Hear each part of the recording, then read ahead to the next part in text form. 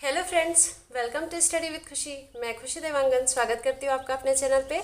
आज का हमारा टॉपिक मौर्य प्रशासनिक व्यवस्था के बारे में होने वाला है, सप्तांग सिद्धांत के बारे में होने वाला है।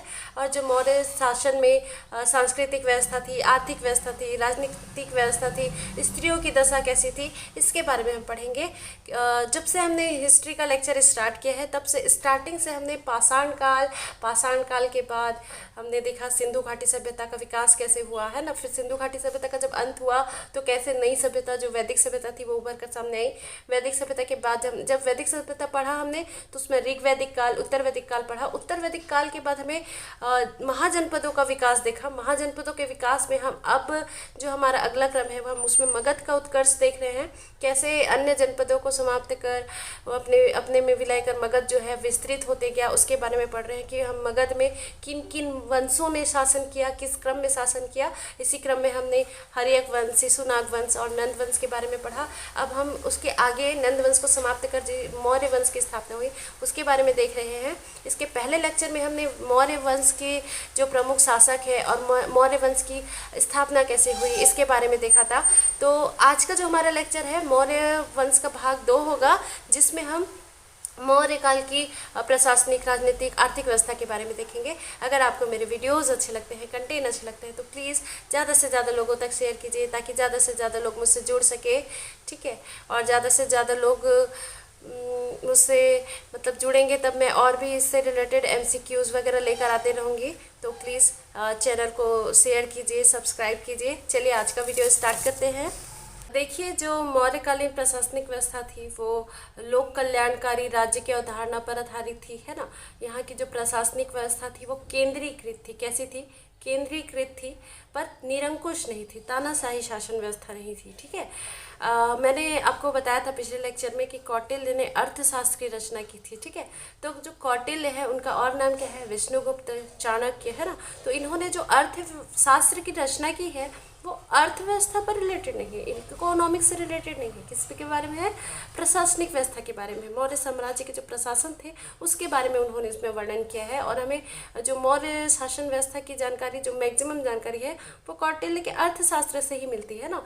तो कौटिल्य ने अपने अर्थशास्त्र में राज्य के लिए सप्तांग सिद्धांत को प्रतिपादित किया था, ठीक है।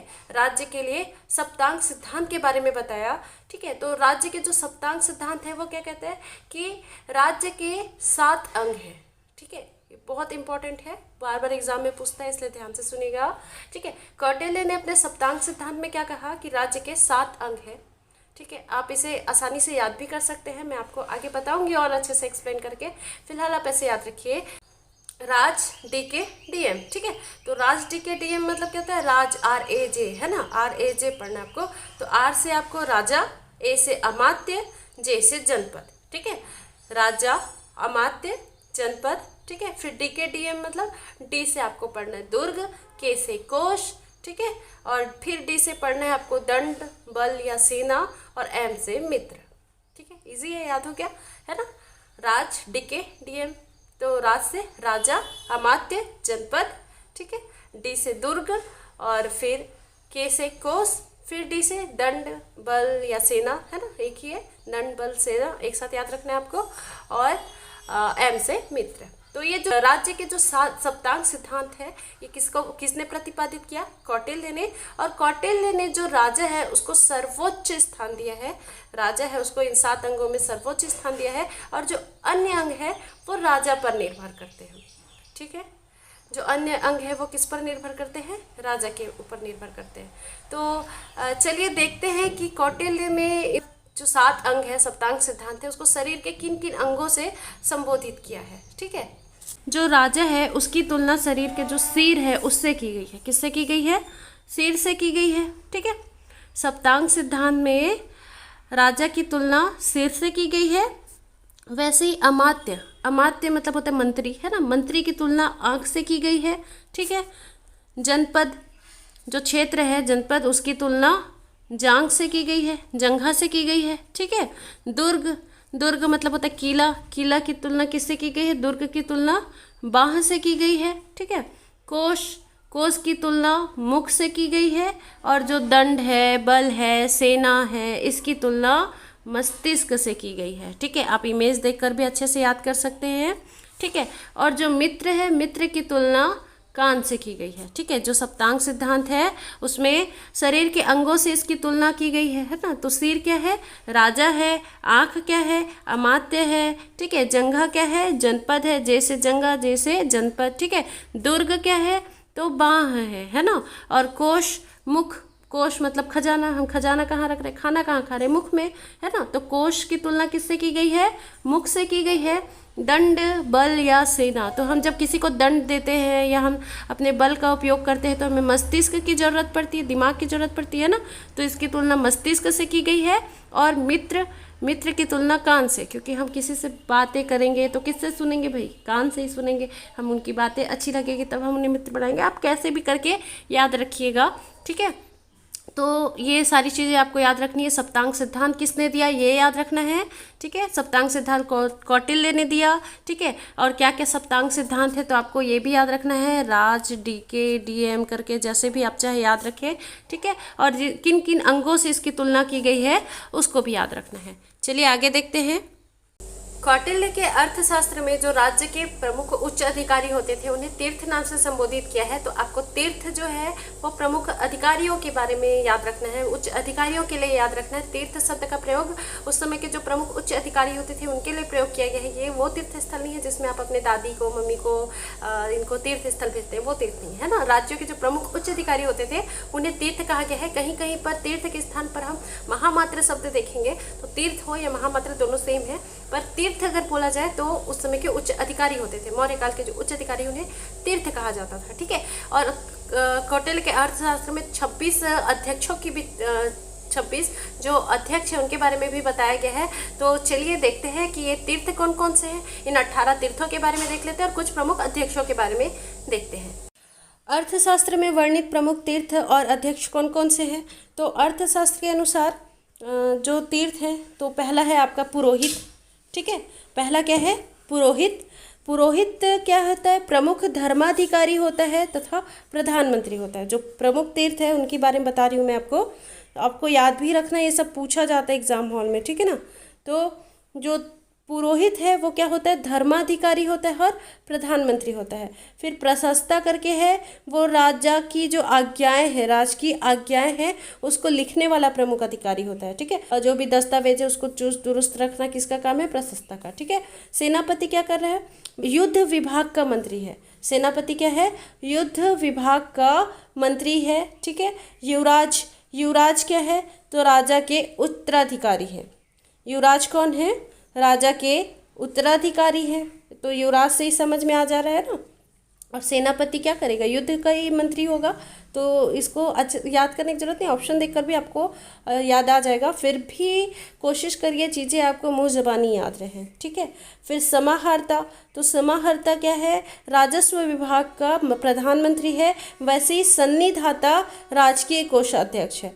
तो आपको याद रखना है, समाहर्ता क्या है, राजस्व विभाग का प्रधानमंत्री है, जबकि सन्निधाता राजकीय कोषाध्यक्ष है। ठीक है, दोनों में कंफ्यूज नहीं होंगे आप। अब प्रदेष्टा, तो प्रदेष्टा क्या है, फौजदारी न्यायालय का न्यायाधीश। प्रदेष्टा न्यायाधीश है। जो नायक है वो सेना का संचालक अथवा नगर का रक्षक है। ठीक है, कर्मांतिक क्या है, तो कर्म कर रहा है, कहाँ कर्म करेंगे, उद्योग में, कारखाने में, है ना। तो कर्मांतिक क्या है, उद्योगों एवं कारखानों का प्रधान निरीक्षक है। ठीक है, वैसे ही दंडपाल, जो सेना के सामग्री जुटाने वाले अधिकारी उनको दंडपाल कहा जाता था। वैसे ही व्यवहारिक कौन है, तो जो दीवानी न्यायालय के प्रमुख न्यायाधीश होते थे उन्हें व्यवहारिक कहते थे। और नागरक किसको बोलते थे, तो नगर का जो प्रमुख अधिकारी होता था, कोतवाल होता था, उसे नागरक कहते थे। ठीक है, तो कोतवाल कौन है, नागरक। ऐसे आपको याद रखना है। दुर्गपाल कौन है, राजकीय दुर्ग रक्षकों का जो अध्यक्ष है। दुर्ग के रक्षकों का जो अध्यक्ष है उसे दुर्गपाल कहा जाता है। ठीक है, और अंतपाल किसे कहते हैं, तो सीमावर्ती दुर्गों का रक्षक। लग रहा है ना, अंत है तो सीमा जो बॉर्डर में रहेगा, अंत, अंत वही है ना जो बॉर्डर में रहेगा, है ना। तो सीमावर्ती दुर्गों का जो रक्षक है उसे अंतपाल कहा जाता है। ठीक है, डौवारिक किसे कहते हैं, तो राजमहलों की देखरेख करने वाला प्रधान, देखिए अंतपाल है तो सीमा की देखरेख कर रहा है, सीमावर्ती जो दुर्ग है उसकी रक्षा कर रहा है ना। लेकिन द्वारिक क्या कर रहा है, फिर राजमहल की देखरेख कर रहा है। द्वार कहाँ होगा, राजमहल के अंदर ही होगा ना, ठीक है। तो राजमहलों की देखरेख करने वाला जो प्रधान उसे द्वारिक कहते थे। अंतर्वेशिक किसे कहते थे, तो सम्राट की जो अंगरक्षक सेना का प्रधान अधिकारी होता है, ठीक है, उसे कहते थे अंतर्वेशिक। जो अंगरक्षक है, बॉडीगार्ड है, उसे कहते थे, ठीक है। अब देखिए मंत्री परिषद के जो अध्यक्ष हैं, मंत्री परिषद के अध्यक्ष है, उसे मंत्री परिषदाध्यक्ष कहा जाता था, तो नाम से ही क्लियर है, ठीक है। आठविक मोस्ट इंपॉर्टेंट है, आठविक याद रखेंगे। वन विभाग का जो प्रधान अधिकारी होता है उसे आठविक कहते थे, आठविक, ठीक है। तो ये 18 प्रकार के तीर्थ हो गए जो मैंने आपको बताया। वैसे ही कुछ अध्यक्ष के बारे में देख लेते हैं हम, सभी अध्यक्ष तो नहीं देखेंगे, जो प्रमुख प्रमुख अध्यक्ष है, इससे भी एग्जाम हॉल में क्वेश्चन देखने को मिलता है, तो इसके बारे में देख लेते हैं, ठीक है। एक होता है पण्याध्यक्ष, तो पण्याध्यक्ष क्या होता था, वाणिज्य का अध्यक्ष होता था, ठीक है। पौतवाध्यक्ष तो मापतौल का अध्यक्ष है, पौतवाध्यक्ष क्या कर रहा है, मापतौल कर रहा है। सूनाध्यक्ष तो जो बूचड़ खाने होते थे उस समय के, उसका अध्यक्ष होता था। सूराध्यक्ष क्या होता था, सूरा शराब मदिरा, है ना, तो सूराध्यक्ष क्या है, शराब और मदिरा का अध्यक्ष होता था। कुप्याध्यक्ष क्या होता था, वन तथा उसकी संपदा का अध्यक्ष होता था, ठीक है, वन तथा उसकी संपदा का अध्यक्ष होता था, ठीक है। वैसे ही जो सूत्राध्यक्ष है वो क्या करता था, कताई बुनाई विभाग का अध्यक्ष होता था, ठीक है। वैसे ही लोहाध्यक्ष धातु विभाग का अध्यक्ष होता था।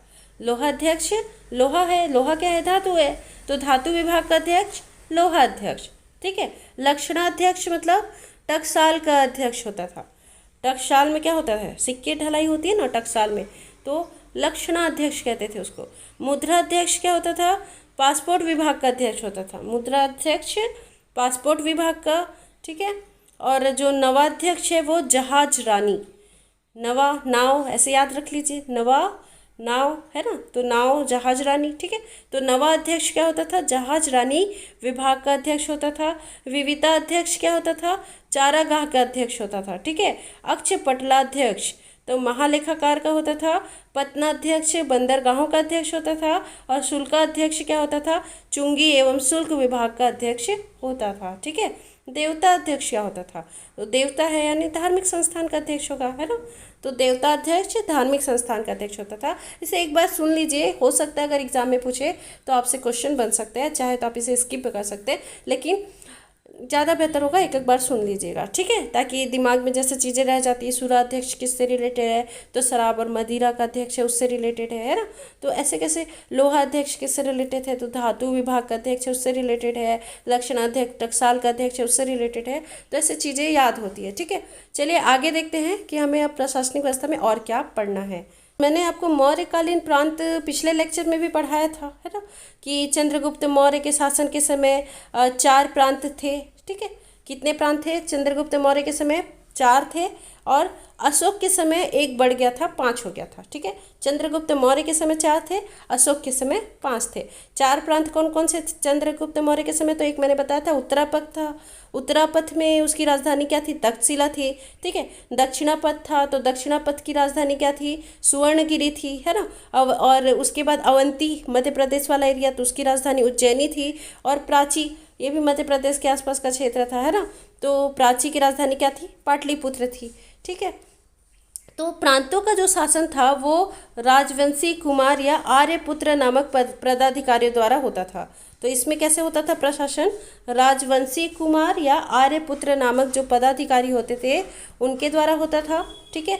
और मौर्य काल में प्रांतों को चक्र कहा जाता था, तो आपको ये भी याद रखना है, जो मौर्य काल है उसमें प्रांतों को क्या कहा जाता था, चक्र कहा जाता था, जो मंडल में विभाजित थे। किस में विभाजित थे, मंडल में, ठीक है। इन प्रांतों का शासन सीधे सम्राट द्वारा नियंत्रित ना होकर उसके प्रतिनिधि द्वारा संचालित होता था, ठीक है। जैसे हम अभी देखते हैं ना, केंद्र में है प्रधानमंत्री पर राज्यों में मुख्यमंत्री द्वारा होता है, सेम वैसे ही उस समय क्या होता था, सीधे सम्राट के द्वारा तो नियंत्रित नहीं होता था, ठीक है। किसके द्वारा होता था, उनके प्रतिनिधि के द्वारा होता था। अशोक के समय प्रांतों की संख्या 4 से कितनी हो गई थी, 5। 5वां प्रांत कौन सा बना, कलिंग, क्योंकि अशोक ने कलिंग विजय किया। हमने 13वें शिलालेख में इसके बारे में पढ़ा है, पिछले लेक्चर में अच्छे से डील किया मैंने इन सब चीज़ों को, ठीक है।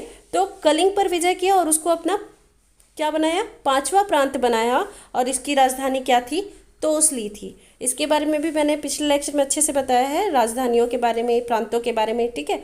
यहाँ भी रिपीट हो रहा है। अब देखिए, ग्राम सभा और इसका जो प्रमुख होते थे वो गांव के छोटे कार्य एवं राज्य संग्रहण के लिए उत्तरदायी थे, ठीक है।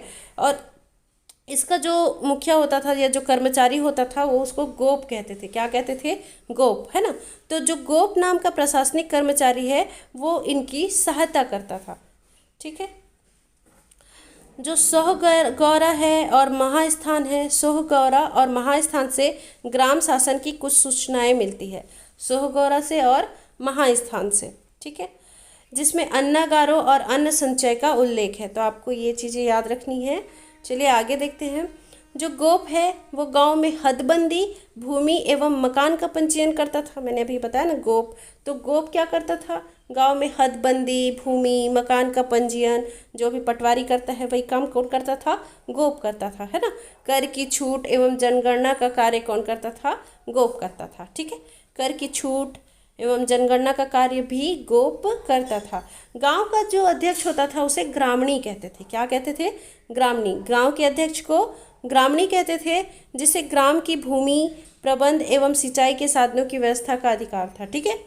ये क्या क्या काम करता था ग्रामणी, ग्राम की भूमि का प्रबंध करना, सिंचाई साधनों की व्यवस्था करना कौन करता था, ग्राम का अध्यक्ष, ग्रामीणी, ठीक है। गोप क्या कर रहा है, हदबंदी, भूमि, मकान पंजीयन कर रहा है, कर की छूट और जनगणना कर रहा है, पर ग्रामीणी क्या कर रहा है, भूमि का प्रबंध कर रहा है और सिंचाई के साधन की व्यवस्था कर रहा है। तो आपको इतनी चीज़ें याद रखनी है, ठीक है। मौर्य काल में हम देखते हैं गुप्तचर व्यवस्था थी। गुप्तचर मतलब वही जैसे खुफिया एजेंसी, गुप्तचर व्यवस्था, है ना। तो गुप्तचर व्यवस्था में जो गुप्तचर से संबंधित विभाग होता था उसे क्या कहते थे, महामात्याप सर्प, ठीक है। क्या कहते थे, महामात्याप सर्प, ठीक है। अर्थशास्त्र में गुप्तचरों को गुढ़ पुरुष कहा गया है। क्या कहा गया है, गुढ़ पुरुष। तो पूछा जाएगा अगर गुढ़ पुरुष कौन है तो गुप्तचर है। आगे भी जब हम मध्यकालीन भारत का इतिहास पढ़ेंगे तो उसमें भी बहुत सारे गुप्तचर देखने को मिलेंगे, नाम अलग होगा, है ना। तो आपको ये सारी चीज़ों को एक साथ टेबल फॉर्म में कंपेयर करके याद रखना है कि किस काल में क्या कहा जाता था ऐसे एग्जाम में, क्योंकि कन्फ्यूज़न बहुत होता है ना। तो गुप्तचर को क्या कहते थे, गुढ़ पुरुष कहते थे, गुढ़ पुरुष, ठीक है। इसके प्रमुख अधिकारी को सर्प महामात्य कहते थे। देखा ना, मैंने कहा गुप्तचर से संबंधित जो विभाग है उसे महामात्याप सर्प कह रहे हैं, है ना। तो इसका जो प्रमुख अधिकारी है वो क्या है, सर्प महामात्य है। इजी है ना याद करना, महामात्याप सर्प और इसका प्रमुख अधिकारी सर्प महामात्य, ठीक है। अर्थशास्त्र में दो प्रकार के गुप्तचरों का वर्णन है। जो गुप्तचर है जिन्हें गुढ़ पुरुष कहते हैं उनमें दो प्रकार के गुप्तचरों का वर्णन है, एक तो संस्था और एक है संचरा, ठीक है। एक है संस्था और एक है संचरा। संस्था क्या करती थी, संगठित होकर कार्य करती थी। संस्था क्या कर रही है, संगठित होकर कार्य कर रही है, जबकि संचरा घुमक्कड़ थे, मतलब घूमकर बाजारों में इधर उधर घूमकर जो घूमते रहते थे और राजा तक अपनी जो खुफिया जानकारी है वो पहुंचाते थे, है ना। तो संस्था क्या कर रही है, संगठित होकर कार्य कर रही है और संचरा घुमक्कड़ थे, ठीक है। गुप्तचर के अलावा शांति व्यवस्था बनाए रखने के लिए और अपराधों की रोकथाम के लिए पुलिस भी थी। तो मौर्य काल में हम पुलिस भी देखते हैं ना, शांति व्यवस्था बनाए रखना है, अपराधों को नियंत्रित करना है, रोकथाम करना है, तो कौन करेगा कार्य, पुलिस, जिसे अर्थशास्त्र में रक्षीण कहा गया है। रक्षा करने का कार्य किसका है, पुलिस का, तो रक्षीण कहा गया है। आपको याद रखना है रक्षीण कौन थे, तो मौर्यकालीन पुलिस थे। रक्षीण कौन थे, तो मौर्यकालीन पुलिस थे, ठीक है। देखिए मौर्यकालीन समाज के बारे में बताऊं तो जो स्ट्रेबो है, मेगस्थनीज है, उन्होंने कहा था कि उस समय जो तत्कालीन भारत था, मौर्य साम्राज्य था, वहाँ दास व्यवस्था नहीं थी। क्या नहीं थी, दास व्यवस्था नहीं थी, ठीक है। लेकिन जो कौटिल्य का अर्थशास्त्र है उसमें हम 9 प्रकार के दासों के बारे में देखते हैं, 9 प्रकार के दासों के बारे में चर्चा की गई है। और ऐसा कहा जाता है कि उस समय दासों का जो महत्वपूर्ण योगदान था, है ना, दास जो थे उस समय बहुत महत्वपूर्ण थे किसी भी कार्य को करने के लिए। जो त्रिपिटक है, हमने बौद्ध धर्म में पढ़ा था त्रिपिटक के बारे में, है ना। त्रिपिटक कौन कौन से पिटक थे, तो सूत पिटक, विनय पिटक, अभिधम पिटक, है ना। इसमें भी 4 प्रकार के दासों का वर्णन किया गया है। खुद अशोक के अभिलेखों में दास एवं कर्मकारों का वर्णन है, ठीक है। खुद जो अशोक के अभिलेख है उसमें दास है, कर्मकार है, उनका वर्णन है। और उस समय जो दास थे उनसे कृषि कार्य करवाया जाता था। क्या कार्य करवाया जाता था? कृषि कार्य करवाया जाता था। ठीक है, तो आपको ये सारी चीज़ें याद रखनी है कि स्ट्रेबो और मेगास्थनीज ने कहा था कि उस समय कोई दास व्यवस्था नहीं थी, लेकिन दास व्यवस्था थी। किसने कहा? त्रिपिटक ने 4 प्रकार के दासों का वर्णन किया है। वैसे कौटिल्य के अर्थशास्त्र में 9 प्रकार के दासों का वर्णन है। ठीक है, तो आपको ये सारी चीज़ें याद रखनी है। और दास क्या कार्य करते थे? तो कृषि कार्य करते थे। ठीक है, मौर्यकालीन समाज में स्त्रियों की स्थिति जो है वो स्मृति काल की अपेक्षा अधिक अच्छी थी, क्योंकि उन्हें पुनर्विवाह का नियोग की अनुमति थी। नियोग मतलब क्या होता है? तलाक, है ना। तो पुनर्विवाह की अनुमति थी, नियोग की अनुमति थी। स्त्रियों को प्रशासन में भी शामिल किया जाता था। ठीक है, स्त्री और पुरुष दोनों तलाक ले सकते थे, दोनों को तलाक लेने का अधिकार था। कौटिल्य ने अपने अर्थशास्त्र में मोक्ष जो शब्द है वो तलाक के लिए उपयोग किया है। ठीक है, मोक्ष शब्द किसके लिए प्रयोग किया है? तो तलाक के लिए, आपको याद रखना है। ठीक है, और मौर्यकालीन समाज में विधवा विवाह प्रचलित था। मतलब उस समय विधवाओं का विवाह होता था। मैंने कहा ना, पुनर्विवाह होता था, विधवा विवाह होता था। ठीक है, कुछ विधवाएं स्वतंत्र रूप से जीवन यापन करती थी, जिन्हें छंदवासनी कहा जाता था। तो आपको ये इम्पॉर्टेंट है, याद रखना है। छंदवासनी किसे कहा जाता था? तो जो विधवाएं स्वतंत्र रूप से जीवन यापन करना चाहती थी उन्हें छंदवासिनी कहा जाता था। ठीक है, देखिए समाज में वेश्यावृत्ति का प्रचलन तो था। ठीक है, स्त्रियों की स्थिति अच्छी थी, पुनर्विवाह भी होता था, है ना, तलाक लेने का भी अधिकार था। ठीक है, तो इसके अलावा वेश्यावृत्ति भी प्रचलित थी, उसे राजकीय संरक्षण प्राप्त था। ठीक है, स्वतंत्र रूप से वेश्यावृत्ति करने वाली स्त्रियां रूपा जीवा कहलाती थी। तो आपको ये वर्ड भी याद रखना है, रूपा जीवा एग्जाम में पूछता है ना। रूपा जीवा कौन थी? जो स्वतंत्र रूप से वेश्यावृत्ति करने वाली स्त्रियां थी उसे रूपा जीवा कहते थे। और इनके कार्यों का जो निरीक्षण करता था उस समय उसे गणिका अध्यक्ष कहते थे। ठीक है, क्या कहते थे? गणिका अध्यक्ष। ठीक है, संभ्रांत घर की स्त्रियां थी वो प्रायः घरों में रहती थी। कौटिल्य ने ऐसी स्त्रियों को अनिष्कासिनी कहा है। अनिष्कासिनी, निष्कासन मतलब बाहर निकलना, है ना। तो बाहर ही नहीं निकलती थी, घर ही में रहती थी, इसलिए उनको क्या कहा गया है? अनिष्कासिनी। ठीक है, सैनिक की स्त्रियां थी, पत्नियां थी, उनके सती होने का उल्लेख किया है किसने? कुछ यूनानी लेखकों ने। ठीक है, जबकि अर्थशास्त्र में सती प्रथा का कोई प्रमाण नहीं मिलता। यूनानी लेखकों ने तो कहा है कि जो सैनिक होते थे उनकी स्त्रियां सती हो जाती थी, लेकिन जो कौटिल्य का अर्थशास्त्र है उसमें किसी भी तरह के सती प्रथा का कोई प्रमाण नहीं है। इस प्रकार हम कह सकते हैं ना कि स्त्रियों की स्थिति कैसी थी? अच्छी थी, है ना। चलिए देखते हैं मौर्यकालीन कला के बारे में। तो जो मौर्यकालीन कला है उसे 2 भागों में विभाजित किया जा सकता है। कितने भागों में? 2 भागों में। ठीक है, कौन कौन से? एक तो राजकीय कला और एक था लोक कला। जो राजकीय कला था उसे राज रक्षकों के द्वारा निर्मित स्मारकों में शामिल किया, जैसे स्तंभ हो गया, गुहा हो गया, स्तूप हो गया। ठीक है, ये सब क्या थे? राजकीय कला थे, है ना, जो राज रक्षकों के द्वारा निर्मित है। ठीक है, स्तंभ, गुहा, स्तूप। और लोक कला, जो लोक कला है वो इसके अंतर्गत स्वतंत्र कलाकारों द्वारा निर्मित वस्तु है, जैसे यक्ष यक्षिणी की प्रतिमा हो गया, मिट्टी की मूर्तियाँ हो गई, ये सभी क्या है? लोक कला के अंतर्गत आता है। जो राजकीय अधिकारी थे उन्हें के द्वारा नहीं बनाया गया, है ना, आम जनता के द्वारा बनाया गया, स्वतंत्र रूप से कलाकारों के द्वारा बनाया गया। ठीक है, तो हम इस तरह से 2 प्रकार से देख रहे हैं।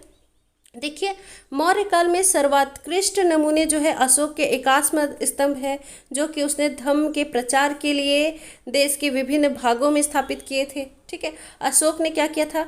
चट्टानों को काट कर कंदराओं का निर्माण करवाया था। ठीक है, किसका निर्माण करवाया था? कंदराओं का निर्माण करवाया था, जो कि वास्तुकला में एक नई शैली का आरंभ है। ठीक है, चट्टानों को काट काट कर कंदराओं का निर्माण करवाया, और ये एक नई शैली थी किसकी? वास्तुकला की। ठीक है, गुहा वास्तु इस काल की अन्य देन है। गुफाओं में जो उत्कीर्ण होता था वो इस समय की अन्य देन है। अशोक के शासन काल से ही गुहाओं का उपयोग आवास के रूप में होने लगा था। ठीक है, देखिए मौर्यकालीन स्थापत्य कला से भी कुछ कुछ क्वेश्चन पूछ लेता है। क्या क्या इसकी प्रमुख विशेषताएं हैं इसको देख लेते हैं एक बार। तो जो मौर्यकालीन स्थापत्य कला है उसमें जो निर्माण है उसमें निर्माण कार्य में पत्थरों का इस्तेमाल होता था। ठीक है, लौह अयस्कों से सदा हुआ प्रयोग होता था। ठीक है, मतलब ल एस को का प्रयोग होता था। ठीक है, चमकदार पॉलिश का प्रयोग होता था। भवन निर्माण में लकड़ी का प्रयोग होता था। ठीक है, तो आपको क्या क्या याद रखना है, निर्माण कार्य में पत्थरों का उपयोग होता था, लौह अयस्कों का होता था, चमकदार पॉलिश का उपयोग होता था और भवन निर्माण में लकड़ी का उपयोग होता था। ठीक है, मौर्य काल में जो मूर्तियां हैं उनके निर्माण की विधि चिपकवा विधि कहलाती थी। तो आपको याद रखना है, इस विधि को भी इम्पॉर्टेंट है। कौन सी विधि? चिपकवा विधि। इस विधि में क्या होता था, अंगुलियों या फिर चुटकियों का इस्तेमाल करके मूर्तियों की ढलाई की जाती थी। ठीक है, या साँचे में ढालकर मूर्तियाँ बनाई जाती थी। ठीक है, उंगलियों की सहायता से, चुटकियों की सहायता से मूर्ति का निर्माण होता था या फिर साँचे में ढालकर मूर्तियाँ बनाई जाती थी और इस विधि को चिपकवा विधि कहते थे। कौन सी विधि कहते थे? चिपकवा विधि। ठीक है, पारखम जो कि उत्तर प्रदेश में है, वहाँ से 7 फीट ऊंची यक्ष की मूर्ति मिली है। तो आपको याद रखना है, उत्तर प्रदेश के पारखम से 7 फीट ऊंची यक्ष की मूर्ति मिली है। दिगंबर प्रतिमा कहाँ से मिली है? तो लोहानीपुर पटना से मिली है। और पटना कहाँ है? बिहार में। ठीक है, देखिए धौली जो कि उड़ीसा में है वहाँ का हाथी और दीदारगंज जो पटना में है वहाँ से प्राप्त यक्षिणी की मूर्ति मौर्य कला की विशिष्ट उदाहरण है। ठीक है, तो आपको याद रखना है हाथी कहाँ से मिला है? धौली उड़ीसा से, क्योंकि हाथियों के लिए ही कहा जाता है ना कि अशोक ने कलिंग पर आक्रमण किया था, है ना। तो हाथी कहाँ से? धौली उड़ीसा से। वैसे ही दीदारगंज जो कि पटना है वहाँ से यक्षिणी की मूर्ति मिली है। ठीक है, सारनाथ स्तंभ मोस्ट इंपॉर्टेंट, बार बार एग्जाम में पूछता है। तो सारनाथ स्तंभ का जो शीर्ष है उस पे बने हुए 4 सिंह मैंने पिछले वीडियो में भी आपको बताया था। ठीक है, उसकी आकृति तथा उसके नीचे जो बल्लरी आकृति बनी है वो अशोककालीन मूर्ति कला का बेहतरीन नमूना है और यही तो आज हमारा राष्ट्रीय चिन्ह है ना। आप इमेज में देख पा रहे होंगे हमारा राष्ट्रीय चिन्ह, हम 1 रुपये के सिक्के में भी इसका चिन्ह देखते हैं ना। तो ये जो चिन्ह है, राष्ट्रीय चिन्ह है, कहाँ से लिया गया है? सारनाथ के स्तंभ से लिया गया है। ठीक है, किसने इसको निर्माण करवाया था? तो अशोक ने करवाया था, ये भी आपको याद रखना है। ठीक है, मौर्यकालीन अर्थव्यवस्था की बात करूँ तो जो मौर्यकालीन अर्थव्यवस्था है उसके 3 स्तंभ थे। कौन कौन से? एक तो कृषि, दूसरा पशुपालन या उद्योग, तीसरा वाणिज्य या व्यापार। ठीक है, तो क्या क्या याद रखना है आपको? इस समय कृषि भी होती थी, पशुपालन और उद्योग भी थे, वाणिज्य और व्यापार भी होता था। ठीक है, देखिए कृषि क्या होती थी? तो मौर्य काल में कृषि की प्रधानता थी। भूमि पर राज्य के साथ कृषकों का भी अधिकार होता था। राजकीय भूमि की व्यवस्था करने वाला प्रधान अधिकारी सीता अध्यक्ष कहलाता था। तो आपको ये याद रखना है, सीता अध्यक्ष किसे कहते थे? राजकीय भूमि का जो व्यवस्था करता था उसका जो प्रधान अधिकारी था, भूमि का अधिकारी सीता अध्यक्ष कहलाता था। ठीक है, भूमि पर दासों और कर्मचारियों और कैदियों द्वारा जुताई बुआई होती थी। ठीक है, तो जो कैदी होते थे, है ना, दास होते थे, उनके द्वारा, मैंने पिछले ही बताया ना, अभी बताया कि दास जो है कृषि कार्य करते थे। तो दासों के द्वारा, कर्मचारी के द्वारा, जो कैदी होते थे उनके द्वारा जुताई बुताई होती थी और सीता अध्यक्ष राजकीय भूमि का अधिकारी होता था। ठीक है, कौटिल्य ने अर्थशास्त्र में कृष्ट, जुती हुई भूमि को कृष्ट कहा है। आकृष्ट मतलब बिना जुती हुई भूमि को आकृष्ट कहा है। कृष्ट जुती हुई भूमि और आकृष्ट बिना जुती हुई भूमि। ठीक है, स्थल किसे कहा है? ऊंची भूमि को। ठीक है, अदेव मात्रिक भूमि वह भूमि होती थी जिसमें बिना वर्षा के भी अच्छी खेती होती थी। ठीक है, राज्य में आय का प्रमुख स्रोत भूमि कर होता था। राज्य में आय का प्रमुख स्रोत क्या होता था? भूमि कर होता था। ये मुख्य उपज का 1/6 भाग होता था। यह 2 प्रकार का होता था, एक तो सेतु कर, दूसरा वन कर। ठीक है, चाणक्य के अनुसार जो क्षेत्रक है उसे भूस्वामी कहते थे। ठीक है, भूस्वामी को क्षेत्रक कहते थे और काश्तकार को उपवास कहते थे। ठीक है, क्षेत्रक किसे कहते थे? भूस्वामी को, और उपवास काश्तकार को। ठीक है, अब देखिए कर से संबंधित प्रमुख शब्दावली और उनसे संबंधित विषय वस्तु, इससे भी एग्जाम में क्वेश्चन देखने को मिलता है। तो आपको याद रखना है, जो सीता है क्या होती थी? राजकीय भूमि से होने वाली आय। और मैंने बताया था ना, राजकीय भूमि का जो प्रधान अधिकारी क्या है? सीता अध्यक्ष। सीता क्या है? राजकीय भूमि से होने वाली आय। भाग क्या होता था? उपज का हिस्सा, जो कृषि उपज होते थे ना उसका हिस्सा भाग कहलाता था। प्रवेश आयात कर, हम अभी भी देखते हैं ना, एक्सपोर्ट इंपोर्ट, तो हम मंगा रहे हैं, प्रवेश करा रहे हैं, तो प्रवेश क्या होता था, आयात कर है।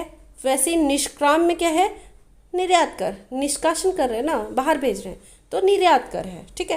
प्रणय क्या है, आपातकालीन कर, प्रणय आपातकालीन कर। ठीक है। बलि क्या होता था, तो बलि इज मोस्ट इम्पॉर्टेंट, याद रखना आपको। ऐसा नहीं सोचना कि पशु बलि हो गया, नर बलि हो गया, ऐसा नहीं है। बलि क्या होता था, एक प्रकार का राजस्व कर है। ठीक है। वैसे ही हिरण्य, हिरण्य क्या होता था, अनाज के रूप में न लेकर नगद लिया जाता था। ठीक है। हिरण मतलब अनाज के रूप में न लेकर नकद लिया जाता था। सेतुबंध, सेतुबंध क्या होता था, राज्य की ओर से सिंचाई का प्रबंध, सेतुबंध राज्य की ओर से सिंचाई का प्रबंध। और विष्टि, विष्टि जो होता था निशुल्क श्रम एवं बेगार होता था। ठीक है। उद्योग के बारे में बताऊं तो सूत काटना और बुनना मौर्य काल का प्रधान उद्योग था। ठीक है। कौन क्या था, सूत काटना और बुनना मौर्य काल का प्रधान उद्योग था। ठीक है। उद्योग धंधों की संस्थाओं को श्रेणी कहा जाता था, जो संस्था थी उद्योग धंधों से रिलेटेड थी उसे श्रेणी कहा जाता था। और श्रेणी न्यायालय के प्रधान को महाश्रेष्ठी कहा जाता था। ठीक है। जो श्रेणी न्यायालय है उसके प्रधान को महाश्रेष्ठी कहा जाता था। व्यापारिक जहाज़ों का निर्माण भी इस काल में होता था। ठीक है। व्यापारिक जहाज़ों का निर्माण होता था इस काल में। व्यापारिक संगठन के बारे में देखते हैं तो जो श्रेणी है वो शिल्पियों का संगठन था, निगम था वो व्यापारियों का संगठन था। ठीक है। श्रेणी शिल्पियों का संगठन था, निगम व्यापारियों का संगठन था, संघ जो है वो देनदारों और महाजनों का संगठन था। ठीक है। सार्थवाह, सार्थवाह क्या था, तो कारवां व्यापारियों का प्रमुख अधिकारी। ठीक है। कारवां या व्यापारियों का जो प्रमुख अधिकारी था उसे सार्थवाह कहते था, सार्थवाह कहते थे। ये अनाज से संबंधित होता था। ठीक है। देखिए मौर्यकालीन मुद्राएं भी आपको याद रखनी है। मौर्यों की राजकीय मुद्रा पर्ण कहलाती थी। क्या कहलाती थी, पर्ण। आपको याद रखना है मौर्यों की राजकीय मुद्रा पर्ण कहलाती थी। जो सुवर्ण है और निष्क है ये सोने के बने होते थे। हमने वैदिक काल में भी पढ़ा था, निष्क सोने को कहा जाता था, है ना। तो सुवर्ण और निष्क सोने से बना होता था। कारसापर्ण, पर्ण, धारण चांदी का बना होता था। ये जो मुद्रा है, पर्ण है, कारसापर्ण है, धारण है, ये किससे बना होता था, चांदी से बना होता था। ठीक है। पर्ण जो है 3/4 तोले के बराबर चांदी का सिक्का था। 3/4 तोले के बराबर चांदी का सिक्का था। ठीक है। मासक और काकणी ये तांबे के सिक्के थे। मासक और काकणी तांबे के सिक्के थे। ठीक है। तो पर्ण क्या थी, राजकीय मुद्रा थी। सुवर्ण और निष्क सोने से बने होते थे। कारसापर्ण और पर्ण और धारण चांदी से, जबकि मासक और काकणी तांबे से। ठीक है। मुद्राओं का परीक्षण करने वाला अधिकारी रूपदर्शक कहलाता था। क्या कहलाता था, रूपदर्शक। ये क्या कर रहा है, मुद्राओं का परीक्षण कर रहा है। ठीक है। राज्य के जो शीर्षस्थ अधिकारी है वो 48,000 पर्ण और सबसे निम्न अधिकारी 60 पर्ण वेतन पाते थे। जो सबसे उच्च अधिकारी होते थे वो 48,000 पर्ण का वेतन पाते थे। वैसे जो निम्न अधिकारी है वो 60 पर्ण वेतन पाते थे। तो हम उस समय मुद्राएं जो देखते हैं उसमें मयूर का चित्र देखने को मिलेगा, पर्वत का और अर्धचंद्र का देखने को मिलेगा। ठीक है। वाणिज्य और व्यापार कैसा था, तो मौर्य काल में व्यापार जो है आंतरिक और बाह्य दोनों होता था, जल और स्थल दोनों मार्ग से होता था। ठीक है। आंतरिक व्यापार के प्रमुख केंद्र तक्षशिला थे, काशी, उज्जैन, कौशाम्बी और तोशली। ठीक है। तक्षशिला, काशी, उज्जैन, कौशाम्बी और तोशली ये प्रमुख केंद्र थे आंतरिक व्यापार के। ठीक है। इस समय भारत का जो बाह्य व्यापार होता था वो किससे किससे होता था, तो रोम से, सीरिया से, फारस, मिस्र और अन्य पश्चिमी देशों के साथ होता था। किससे किससे, रोम, सीरिया, फारस, मिस्र और पश्चिमी देशों से। ठीक है। यह व्यापार पश्चिमी भारत के भृगु कच्छ बंदरगाह से होता था। और पूर्वी भारत में देखिए, पश्चिमी भारत में भृगु कच्छ बंदरगाह से, जबकि पूर्वी भारत में ताम्रलिप्ति के बंदरगाह से किया जाता था। ठीक है। मेगस्थनीज ने एग्रोनोमोई नामक अधिकारी की चर्चा की है जो मार्ग निर्माण का विशेष अधिकारी होता था। ठीक है। भारत से मिस्र को क्या भेजा जाता था, तो हाथी दांत, है ना। मिस्र को क्या भेजा जाता था, हाथी दांत, कछुए, सीपियाँ, मोती, रंग, नील और लकड़ी। ठीक है। व्यापारिक मार्ग क्या क्या था, तो प्रमुख रूप से 4 व्यापारिक मार्ग का उल्लेख मिलता है। 4 व्यापारिक मार्ग कौन कौन से? प्रथम था उत्तरापथ, उत्तर पश्चिम पुरुषपुर से पाटलिपुत्र ताम्रलिप्ति, ठीक है, तक जाने वाला राजमार्ग, ठीक है। द्वितीय मार्ग क्या था? पश्चिम में पाटल से पूर्व में कौशाम्बी के समीप, ठीक है, उत्तरापथ मार्ग से मिलता था। तृतीय मार्ग दक्षिण में प्रतिष्ठान से उत्तर में श्रावस्ती तक जाने वाला मार्ग। और चतुर्थ मार्ग क्या था? भृगु कच्छ से मथुरा तक जाने वाला, जिसके मार्ग में उज्जैनी पड़ता था, ठीक है। मौर्यकालीन धर्म के बारे में बात करें तो मौर्य काल में प्रमुख धर्म थे वैदिक धर्म, बौद्ध धर्म और जैन धर्म तथा आजीवक धर्म। देखिए, चंद्रगुप्त मौर्य जैन धर्म का अनुयायी था, जबकि बिंदुसार आजीवक धर्म का था, जबकि अशोक ने बौद्ध धर्म का अपनाया था, है ना। तो अशोक बौद्ध धर्म का अनुयायी था, परंतु अन्य धर्मों के प्रति सहिष्णुता थी, किसी भी धर्म के साथ भेदभाव नहीं किया जाता था, ठीक है। सम्राट अशोक ने बौद्ध धर्म को अपने शासनकाल में राजकीय संरक्षण दे दिया। सम्राट अशोक ने बौद्ध धर्म को अपने शासनकाल में राजकीय संरक्षण दिया। मौर्य काल में भी वैदिक धर्म प्रचलित था, परंतु कर्मकांड प्रधान वैदिक धर्म अभिजात ब्राह्मण और क्षत्रियों तक ही सीमित थे, ठीक है। जनसाधारण में नाग पूजा का प्रचलन था। किसका? नाग पूजा, मूर्ति पूजा भी की जाती थी। पतंजलि के अनुसार मौर्य काल में देव मूर्तियों को बेचा जाता था, ठीक है, और देव मूर्तियां बनाने वाले शिल्पियों को देवताकारु बोलते थे। क्या बोलते थे? देवताकारु, देवताकारु कहा जाता था, ठीक है। अशोक का और उसका जो पौत्र है दशरथ, हमने पढ़ा था पिछले वीडियो में भी, ठीक है। अशोक और दशरथ ने कुछ गुफाएं आजीवकों को दान में दे दी थी, ठीक है, और ये दोनों बौद्ध धर्म के अनुयायी थे, आपको याद रखना है, ठीक है। मेगस्थनीज ने धार्मिक व्यवस्था में डायोनिसस, ठीक है, डायोनिसस और हेराक्लिस की चर्चा की है, जिसकी पहचान क्रमशः शिव और विष्णु से की गई है, ठीक है। अशोक के समय में पाटलिपुत्र में तृतीय बौद्ध संगति का आयोजन हुआ था। मैंने आपको बताया था बौद्ध वाले लेक्चर में भी, पिछले लेक्चर में भी, अशोक के समय में पाटलिपुत्र में तृतीय बौद्ध संगति का आयोजन हुआ था। और जो बौद्ध ग्रंथ है उसके अनुसार अशोक ने 84,000 स्तूपों का निर्माण करवाया था, ठीक है। कितने स्तूपों का निर्माण करवाया था? 84,000। देखिए, चंद्रगुप्त मौर्य के बारे में हमने देखा था कि उन्होंने श्रवण बेलगोला में जाकर जैन धर्म की प्रथा के अनुसार संलेखना विधि यानी उपवास विधि के द्वारा अपने प्राणों का त्याग किया था, है ना, ठीक है। अब देखते हैं, लास्ट है ये हमारा मौर्य साम्राज्य के पतन के कारण। तो मौर्य साम्राज्य का पतन क्यों हुआ, इसके कुछ कारण देखेंगे कि मौर्य साम्राज्य जो था केंद्रीकृत शासन पर टिका था, केंद्रीकृत प्रशासन पर टिका था, जिसका सबसे मजबूत आधार था सुयोग्य और दूरदर्शी सम्राट, है ना। जब अशोक की मृत्यु हो जाती है 232 ईसा पूर्व में, तो उसके बाद जो मौर्य साम्राज्य में शासक आते हैं वो कमज़ोर होते हैं, इनके जैसे पराक्रमी नहीं होते। चंद्रगुप्त मौर्य, बिंदुसार, अशोक, इनके जैसे क्या होते हैं? पराक्रमी नहीं होते, कमज़ोर होते हैं। इसलिए इनका जो शासन व्यवस्था थी वो भी कमज़ोर होने लगी थी, है ना। और लगभग 185 ईसा पूर्व में जो अंतिम सम्राट था बृहदत्त, इसकी हत्या कर देता है। कौन? शुंगवंश, है ना। शुंगवंश का जो संस्थापक था पुष्यमित्र शुंग, ठीक है। तो इसकी हत्या कर देता है क्योंकि ये कमज़ोर होते हैं शासक लोग, है ना। तो एक कारण तो ये था। दूसरा, इस समय आर्थिक संकटग्रस्त व्यवस्था हो गई थी, ठीक है, आर्थिक संकटग्रस्त व्यवस्था थी। पतन के कुछ अन्य कारण देखें तो वही अयोग्य, निर्बल, अदूरदर्शी उत्तराधिकारी, प्रशासन में अत्यधिक केंद्रीकरण, विशाल, बहुत ज़्यादा विशाल साम्राज्य था जिसका शासन एक जगह पर रहकर केंद्रीकृत रूप से करना थोड़ा मुश्किल हो गया था, है ना।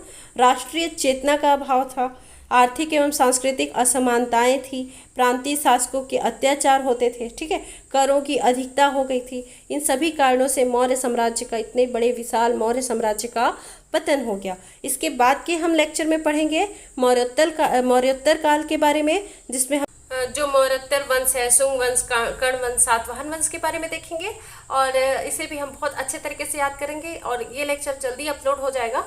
थोड़ा मौसम ख़राब चल रहा है और घर में व्यस्तता ज़्यादा हो गई है, इस कारण वीडियो एक आध दिन गैप करके आ रहे हैं। तो उसके बाद जैसे ही काम खत्म होते हैं वैसे ही मैं आप लोगों को कंटिन्यू वीडियो प्रोवाइड करते रहूँगी। अगर मेरे वीडियो अच्छे लगते हैं तो प्लीज़ चैनल पर बने रहिए, ज़्यादा से ज़्यादा लोगों तक शेयर कीजिए। अगर अभी तक आपने चैनल को सब्सक्राइब नहीं किया है तो चैनल को सब्सक्राइब जरूर कीजिए, ठीक है। वीडियो को लास्ट तक देखने के लिए थैंक यू सो मच। इसका PDF आपको मेरे टेलीग्राम चैनल स्टडी विद खुशी में मिल जाएगा, और उसमें मैं क्विज कंपटीशन भी करवाते रहती हूँ, इसलिए आप वहाँ भी जाकर अपनी तैयारी को बेहतर ढंग से कर सकते हैं। चैनल पर बने रहने के लिए थैंक यू सो मच।